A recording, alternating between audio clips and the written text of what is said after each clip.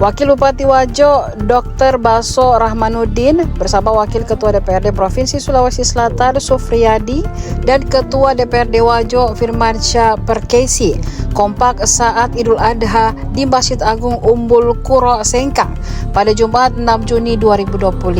Hadir pula anggota DPR RI fraksi Partai PAN Andi Yuliani Paris serta Wakil Ketua 1 DPRD Wajo Andi Merli Iswita.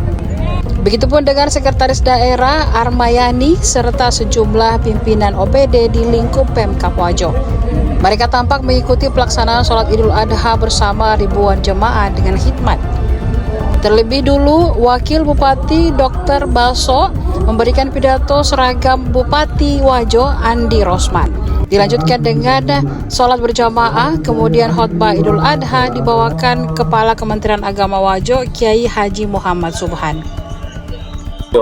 Tentu dengan sebuah harapan ya, dengan hari Idul Adha yang mana para umat Islam berlomba-lomba untuk menunaikan kewajibannya melakukan Idul Adha, berkorban pada bulan Idul Adha. Untuk itu tentu harapan besar saya seluruh masyarakat Wajo, ayo kita saling bermaaf-maafan dan mari kita menyongsong untuk membangun Wajo yang lebih baik. Ketua DPRD Kabupaten Wajo mengucapkan selamat Hari Raya Idul Adha atau Idul Kurban.